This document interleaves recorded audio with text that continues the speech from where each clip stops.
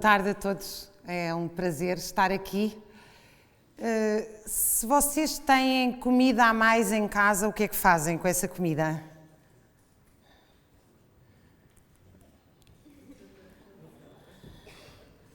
Confessem. Sobrou muita comida do jantar, boa, variada, colocaram o vosso melhor espírito culinário, os melhores ingredientes, a melhor tecnologia que têm na cozinha, mas produzem tão bem, cozinham tão bem que sobrou muita. O que é que vocês fazem? Congelam, guardam para o dia seguinte. Nós vivemos uma crise onde não há falta absolutamente nenhuma de dinheiro. Há excesso de dinheiro. As crises anteriores ao modo de produção capitalista eram crises de escassez.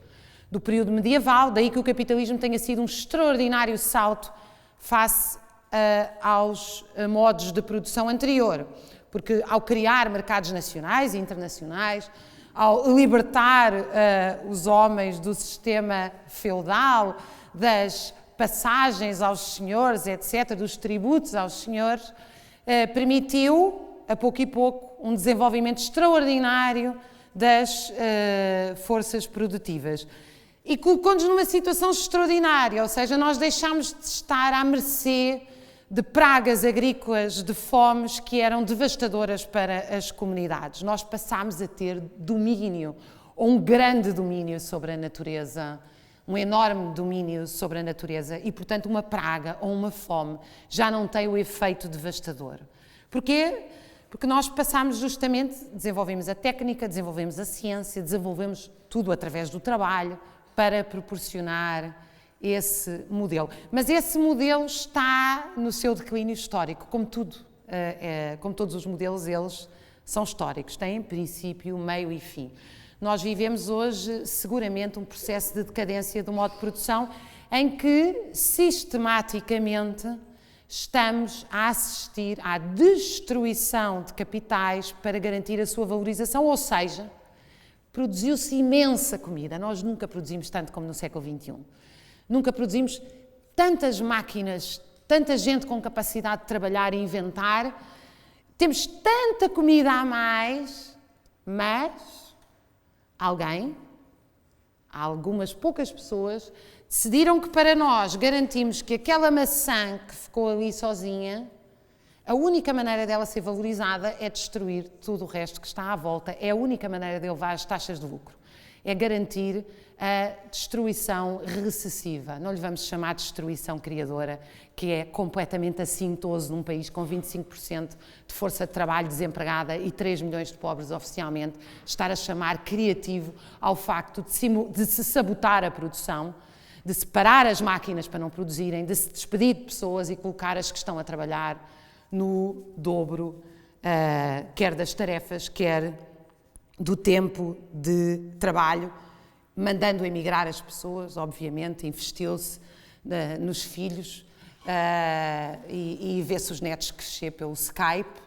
É um processo de erosão da nossa força de trabalho qualificada e não. Nós precisamos das pessoas a trabalhar, nós precisamos de produzir e estamos a perder isso tudo para garantir, salvar acionistas privados que normalmente aparecem sob a ideologia de algo que aparece sempre como eterno e como inquestionável, não é? Como se tivesse fundamentação científica, que são os chamados mercados.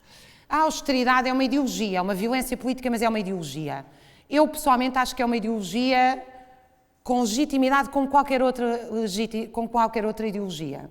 Ou seja, há um grupo de pessoas que defendem que, efetivamente, se deve colocar as pessoas a trabalhar até à exaustão, se deve ter 1,5 milhão de desempregados porque o desemprego pressiona os salários de todos para baixo, não se deve financiar o Estado Social e a Segurança Social, não se deve financiar a educação, não se deve ter transportes coletivos de qualidade para garantir a remuneração de acionistas privados. É uma ideologia. O que não pode é ser apresentada como uma verdade absoluta. É uma ideologia legítima, como vocês sabem, fortemente defendida pelo Sindicato Internacional de Banqueiros, que é uma organização que ainda não está oficialmente criada, mas que tem dominado as nossas televisões. Todos os dias nós temos o Sindicato Internacional de Banqueiros às 8 da noite a explicar-nos que vivemos acima das nossas possibilidades, apesar do mundo hoje ter 62 pessoas, segundo a Oxfam, insuspeita ONG de combate à fome no mundo e de ajuda solidária, 62 pessoas que têm a riqueza equivalente a metade da humanidade. É esse o valor último do relatório deste ano da Oxfam. Eu sou historiadora e quero falar de tempo, do tempo presente e do tempo futuro. O tempo futuro é o da história. O tempo que nós vivemos é o da pré-história. Porque vejam, quando nós vivemos num mundo em que um grupo seleto de senhores investe em ogivas nucleares, tanques de guerra, fármacos que não curam e apresenta toda esta imensa panóplia como investimentos competitivos, nós temos que admitir imediatamente que vivemos num estado de barbárie social e de pré-história. E eu queria hoje falar-vos aqui da história, do futuro. As ideologias são projetos de futuro. Quem não tem está morto. Nós, como seres humanos, distinguimos-nos dos animais desde logo, obviamente pela capacidade de, através do trabalho, transformar a natureza, dominar a natureza, de preferência de forma sustentável, obviamente, mas quer dizer, é extraordinário, a espécie humana é a única espécie que conquistou todos os espaços da Terra, não é? Todos os 5 continentes, as zonas mais difíceis dos desertos às altas montanhas, por uma extraordinária capacidade científica de invenção, de criação. Ou seja, nós temos esta habilidade extraordinária de prévia ideação. Nós temos ideias e construímos ideias e pensamos e executamos. São projeções de futuro. Todos nós temos ideologia e quem não os tem está morto.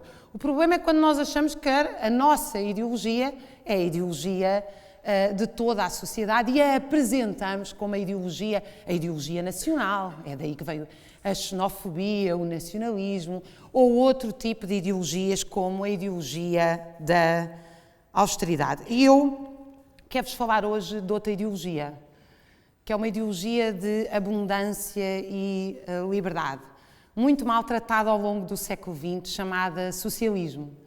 A ideologia do socialismo nasce, sobretudo, sob este signo, associada, obviamente, ao nascimento do movimento operário, da transformação das sociedades agrícolas para as sociedades urbanizadas, justamente da transformação de uma economia muito pouco desenvolvida para uma economia altamente, cada vez mais produtiva, e da ideia de que nós poderíamos, finalmente, ao final de alguns modos de produção, viver numa sociedade onde as diferenças e o indivíduo ganhassem um espaço inédito, porque as diferenças de classe social e de origem eram eliminadas. Claro que esta ideia foi brutalmente tratada pelas ditaduras, como a ditadura stalinista, cambodgiana, da China, maoísta. Ela também é hoje uma ideia muito maltratada pelos partidos sociais-democratas e socialistas. Eu penso que a maioria dos partidos do mundo ainda tem a palavra socialismo, social ou democrata nos seus nomes, que é hoje em dia associada ao assistencialismo e que, portanto, as pessoas não devem ter direito ao trabalho e a viver do trabalho, elas devem ter a possibilidade de estender permanentemente a mão ao Estado e requerer uma cantina social, os livros financiados, uma taxa moderadora para poder entrar num hospital. Portanto, é a substituição de direitos pela arbitrariedade estatal da assistência, que é obviamente indigna, porque no século XXI o trabalho é um bem social, deve ser dividido por todos, reduz a jornada de trabalho sem redução salarial e é isso que nos permite criar, pensar, e ninguém deve viver do assistencialismo. E, portanto, o socialismo tem sido, assim, imensamente maltratado como ideia, mas a ideia, obviamente, a beleza da ideia que está associada a ela é a beleza da proteção do indivíduo, é a ideia de que a cooperação nos permite trabalhar mais e melhor, em vez da competição. É a ideia de que essa cooperação permite abundância e a abundância permite-nos a satisfação das necessidades básicas, respeitando como tal as diferenças e aumentando imenso a nossa capacidade de inventar, de criar, de ciência, etc., porque colocamos o trabalho, quer dizer, passamos em vez de trabalhar para viver, em vez de viver para trabalhar, passamos a trabalhar para viver. Claro que vocês devem dizer, acredito que digam, que esta parece uma ideia hoje estranha, parece uma ideia hoje absolutamente impensável ou até perigosa. Vejam, acreditar em Deus é uma ideia mais estranha. Vampiros, invasões extraterrestres e dilúvios apocalípticos é uma ideia mais estranha. Então, alguma coisa estranha se passa quando nós achamos que a cooperação para a produção entre nós é algo impossível de alcançar, mas acarinhamos todos os dias o obscurantismo de pensamento medieval, acreditando em imensas coisas que não têm qualquer fundamento científico ou convencendo-nos a nós de que o tempo presente é um tempo ahistórico, é um tempo sem história, é um tempo inamovível, é um tempo em que não há alternativa, é um tempo em que não há disputa de ideias e de projetos políticos. A realidade, ela é como é e nós não a podemos mudar, apesar do mundo todos os dias estar a mudar à nossa volta. Nós estamos aqui neste auditório parado e a Terra continua a mover-se e nós não sentimos que a Terra se está a mover. Portanto, o mundo não para lá fora. Se em 50 anos, no século XIX, nós reduzimos a jornada de trabalho de 16 para 8 horas, porque é que em 100 anos do século XX não a reduzimos de 8 para 4 horas? Eu acho que é possível viver numa sociedade onde há transportes coletivos a toda a hora. Aliás, eu vivo parte do tempo numa sociedade assim, a sociedade holandesa. Vão-me dizer, é plano, andam de bicicleta? Não. O que têm é um transporte coletivo de 3 em 3 minutos, comboio, autocarro. Para além da bicicleta, todos os holandeses utilizam o comboio ou autocarro. Claro que isso implica financiar transportes coletivos em vez de financiar isenções fiscais às empresas de transporte individual. São escolhas, atenção, são projetos políticos. Toda a gente tem legitimidade de defender os seus projetos políticos. Eu defendo uma sociedade onde se privilegia o transporte coletivo para libertar as cidades dos carros, para que as pessoas acordem de manhã e a primeira notícia que tenham não seja a do trânsito, seja a da peça de teatro, seja a do novo grupo de jazz, como nós ouvimos aqui, um belíssimo. Uma sociedade que discuta não se as crianças vão ou não ter exames. Imaginem vocês que discussão tão pobre no século XXI. Nós não estamos a discutir se as crianças têm acesso a tocar um instrumento musical, se as crianças não podem estar durante a tarde a brincar nos seus bairros, em vez de estar despejadas nas escolas que se transformaram em armazéns 11 horas por dia, 10 horas por dia, 12 horas por dia, das 7 da manhã às 7 da tarde. As nossas crianças estão aí com problemas gravíssimos de obesidade, de hiperatividade, fechadas. Nós chegamos ao século XXI e temos as nossas crianças encerradas em espaços semi-concentracionários, onde não sabem o que é brincar. Vejam bem, nós acabámos com o trabalho infantil, mas temos as crianças 8, 9, 10, 11 horas, têm o horário de um adulto na escola, com 6, 7, 8 anos. Onde nós temos professores excelentes. Quem vai para professor adora crianças. Isso é a primeira razão. Tem que adorar o que vai fazer. A segunda razão é que ele é cientificamente impecável. Ele não tirou um curso de 3 anos e de um semestre que virou um trimestre, porque nós precisamos de apresentar na União Europeia resultados extraordinários de licenciados muito rapidamente. Ele tirou um curso com calma, muito bem tirado. Ele sabe muito. Porque ele sabe muito e porque ele adora crianças, ele tem que ser muito acarinhado, tem que ser bem pago e não pode estar entupido em trabalho burocrático porque se decidiu despedir pessoas no setor administrativo ou burocrático das escolas.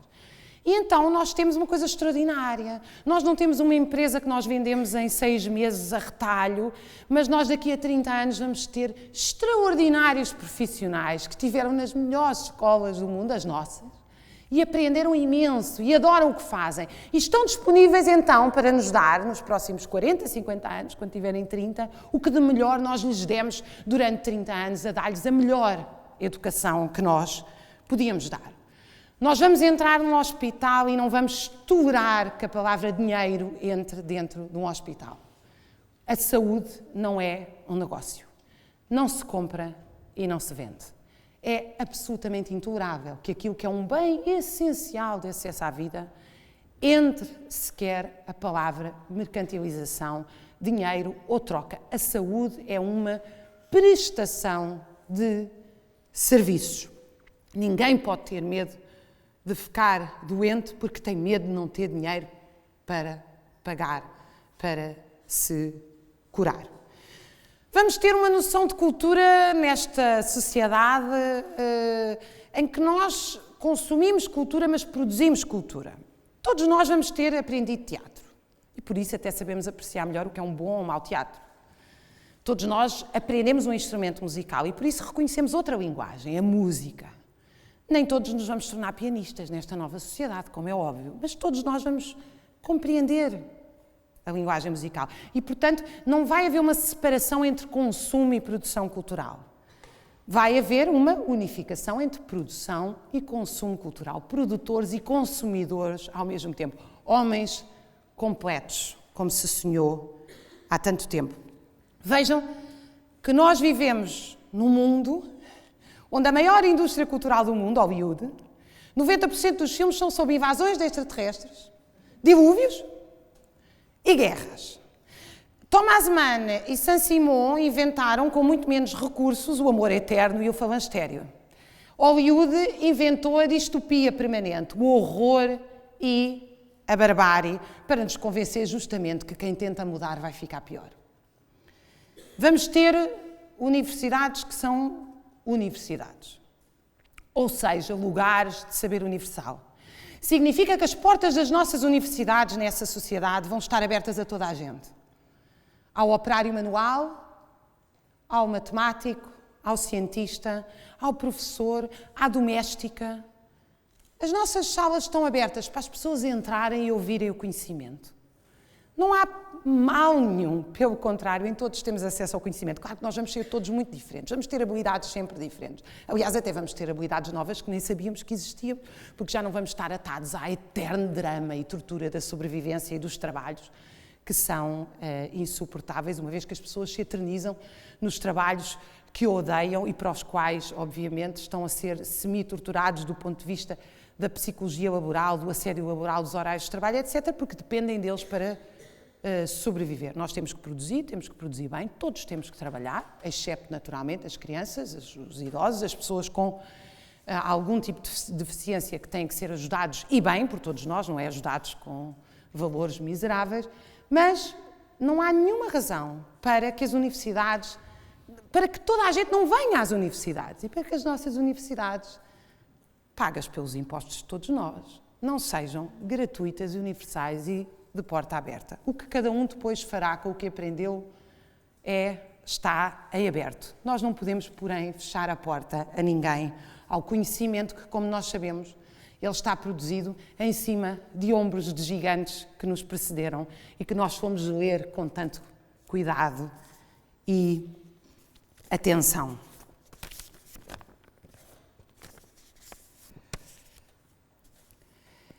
Eu queria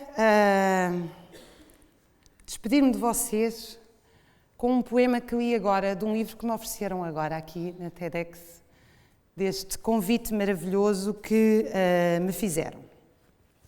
Um poema, naturalmente, do António Gedeão. O certo é que a realidade real difere bastante da realidade pensada. Os homens não esperam mesmo nada. Eu é que espero. E esse é todo o mal. Nós não somos aquilo que fazemos, nós somos aquilo que fazemos, mas, sobretudo, somos aquilo que fazemos para mudar aquilo que somos. Nós somos a nossa imensa capacidade de projeção e transformação do futuro. Não toleramos viver na pré-história como vivemos hoje, em que todos os dias chegam cadáveres ao mar Mediterrâneo.